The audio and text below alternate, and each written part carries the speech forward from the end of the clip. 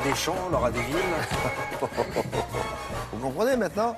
Quand je vous dis que c'est le collège ici, il faut bien de temps en temps un surveillant du collège. Voilà, c'est tombé sur moi. Avec Thomas Hervé, on va s'intéresser au Publivore de Télématin. Mais là, pour une fois, il ne va pas vous proposer une sélection de spots français ou étrangers, mais une rencontre avec un amoureux de la réclame, entre autres, parce qu'il aime le cinéma, il aime beaucoup la télévision, etc. Oui, Pierre Lescure, et il aime le rock'n'roll, puisqu'on le sait, c'est un enfant du rock. On a probablement oublié des trucs, mais bon. En tout cas, ce qui est intéressant, c'est qu'avec cette culture, à la fois ancrée dans le rock'n'roll, dans évidemment la télévision, puisque l'aventure Canal+, et dans le cinéma, puisqu'il est président du Festival de Cannes, vous avez un homme qui a cette culture fascinante qui va lui permettre de voir 30 ans d'histoire de nos marques les plus familières, avec vraiment ce côté rock'n'roll. C'est-à-dire que vous avez, d'habitude, traditionnellement, quand vous avez ce genre de livre, bon, on va vous présenter... Donc il y a quoi dans le livre? Expliquez d'abord. Alors, dans le livre, il y a l'histoire de toutes les marques qu'on a pu côtoyer, qu'on connaît. Françaises ou pas? Non, pas forcément. Françaises, bien sûr. Ouais. Par exemple, vous êtes au sortir de la guerre,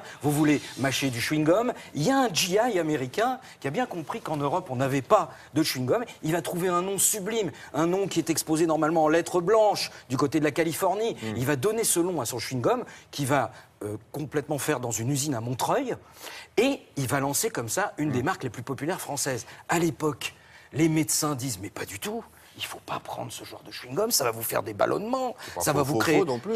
Oh bah si, vous pouvez manger du chewing-gum, je vous rassure, ça ne va pas vous créer des ballonnements. Hein. Ça serait...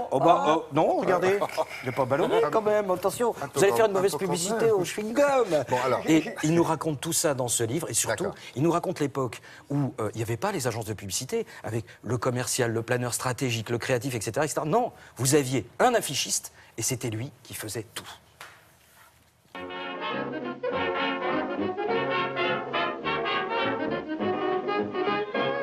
Les affichistes à l'époque, c'était vraiment les Rémi Bricat de la pub, les hommes orchestres, ils font tout.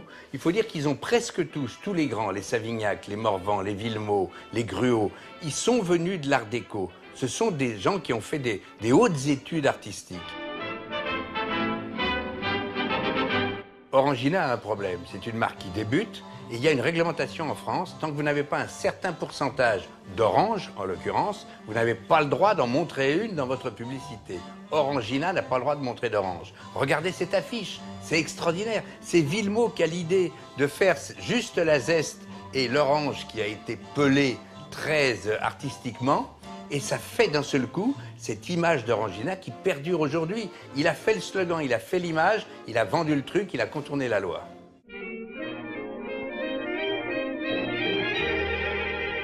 Il y a une marque qui me tient particulièrement à cœur, c'est Moulinex. Parce qu'à la fois, c'est une belle histoire, genre concours Lépine. Un ingénieur, il est de repos ce jour-là, il a déjà concouru pour pas mal d'inventions. Et puis il voit sa femme, elle prépare la purée, il voit des grumeaux, ça fait 10 fois qu'il lui dit « j'en ai marre d'être à purée avec des grumeaux », mais il va l'aider. Il invente le presse-purée. Il va en vendre 2 millions en 5 ans. Ça va amener cette pub magnifique, Moulinex libère la femme. Socialement, c'est vachement intéressant, parce que 2 ans avant, et Moulinex et la Cocotte Minute, par exemple, faisaient des pubs où on voyait madame qui avait passé sa journée au fourneau et monsieur qui revenait tranquillement, peinard du boulot, et qui venait avec un petit cadeau. C'était toujours un cadeau ménager, ou une Cocotte Minute, ou un Moulinex, et les slogans, c'était faites-lui ce joli cadeau, elle vous fera de jolis petits plats. Il est bon, le fameux savon Cadom. Nous savons que le savon Cadom, c'est le meilleur savon. Bébé Cadom, on a l'impression que c'est daté, et c'est presque révolutionnaire, parce que jusqu'à l'arrivée du savon Cadom et de sa pub avec un bébé dans le bain, c'était presque contre-indiqué. Comment vous allez tremper un bébé dans un bain? Mais c'est dangereux. Il y avait une hantise des mamans. Un industriel qui travaillait dans les matériaux un peu plastiques, etc., trouve une tulle synthétique, magnifique, élastique, et il crée la première gaine. Et son assistante voit les modèles dessinés sur le bureau de son patron et dit « Mais cette ligne est un scandale, ce sera le nom !» Il chope le nom.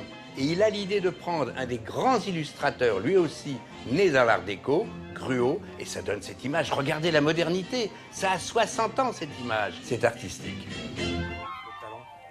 Ah oui, l'affichiste, magnifique. Bien sûr. Magnifique. Offrez un presse purée hein, pour faire plaisir. Offrez Non, vraiment. surtout le livre Ouais. Marque et pub culte. Ça s'appelle Marque et pub culte. Marque et pub culte, c'est aux éditions La Martinière. Et c'est vraiment alors sous le sapin. Années si vous cherchez- 40-60, hein, c'est sur 20 ans. Oui, Merci, si vous monsieur. cherchez le cadeau, il est là. Monsieur Pierre, merci beaucoup. Une revue de presse.